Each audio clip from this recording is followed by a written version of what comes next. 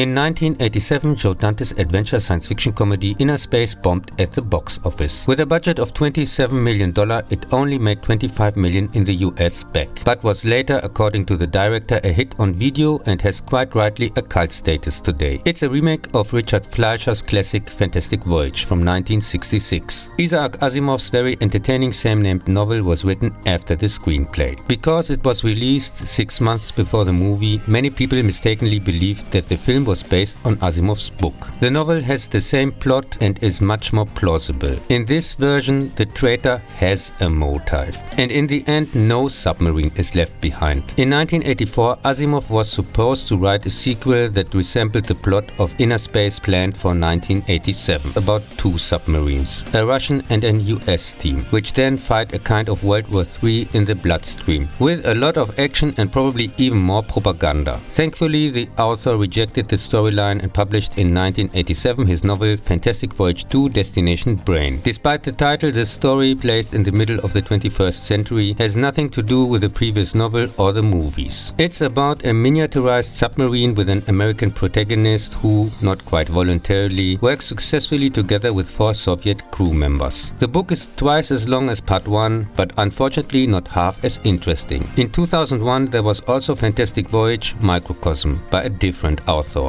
Thanks God this novel wasn't available to me. I mean, sadly I couldn't read it. What a pity.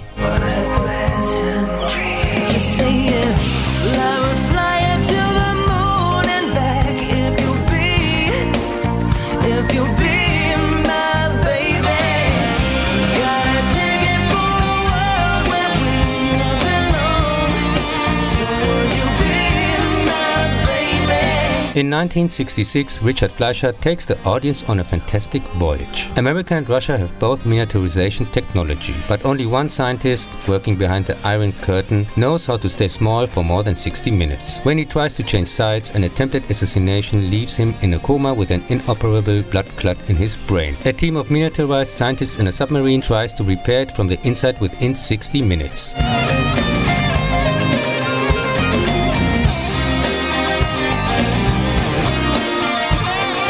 The Fantastic Journey is a fantastic movie and has rightly its cult status. Well cast, excitingly staged, with practical effects which even today still hold up.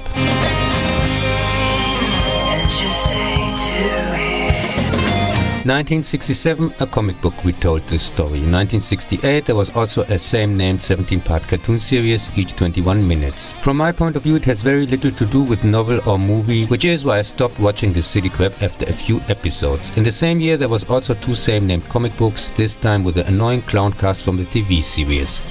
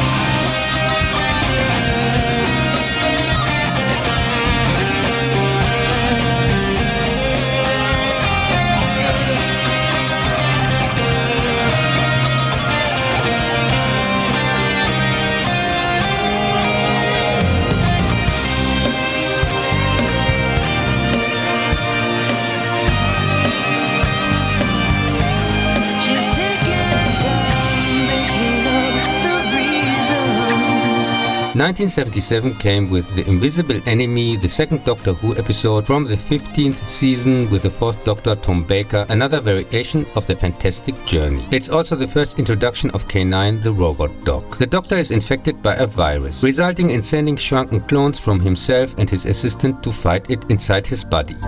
2002's Parasites Lost, a play on John Milton's epic poem Paradise Lost, was the second episode in season 3 of Futurama. By eating a sandwich from an interstellar truck stop, Fry gets infested with microscopic worms.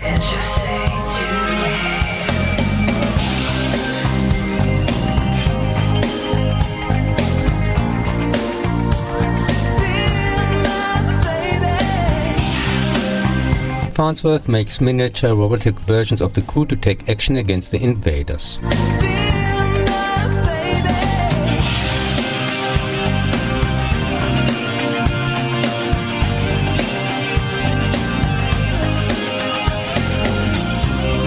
In 2005, The Simpsons Halloween episode Treehouse of Horror 15 also features a segment in which the family gets shrunken to absorb a fantastic journey inside Mr. Burns to save Maggie.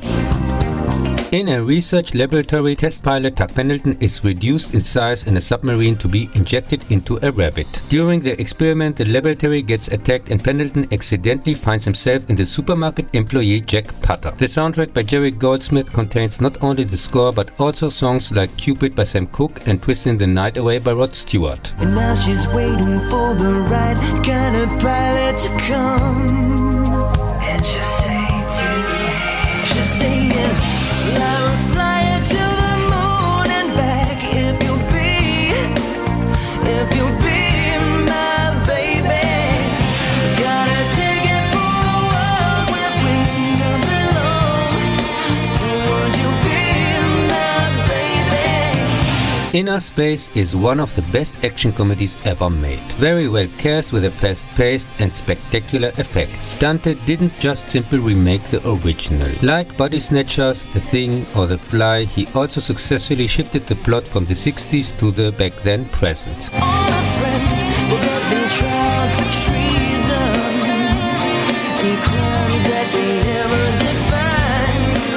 She's saying love is like a barren place, we're reaching out for human fate. It's like a journey I just don't have a map for. So baby, gonna take a dive and push it to overdrive. And someday singing that she's hanging all the hopes on the stars. Just saying I will fly you to the moon and back if you'll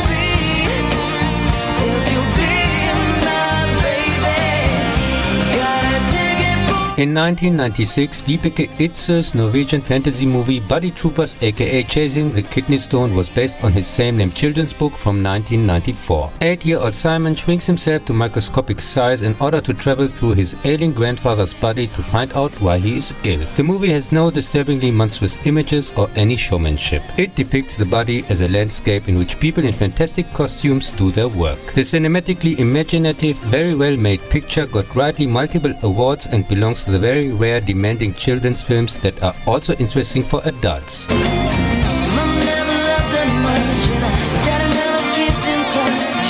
That's why she shies away from human affection. But somewhere in a private place, she packs it back from outer space. And now she's waiting for the right kind of pilot to come. And just say I will fly you to the moon and back if you'll be my baby. Gotta take it for a world where we belong. So would you be my baby? I will fly you to the moon and back if you'll be my baby. Gotta take it for a world where we belong. So would you be my baby? Exactly the opposite is true for Christian McIntyre's 2002 TV crap Antibody. After a terrorist with an implanted nuclear detonator gets shot, a team of scientists must defuse the bomb by shrinking themselves and going into his bloodstream. His organism's antibodies start to mess against them. A similar rejection reaction for this super cheap placebo of a movie was undoubtedly also present among the audience, which had to sit through this god-awful boring slug.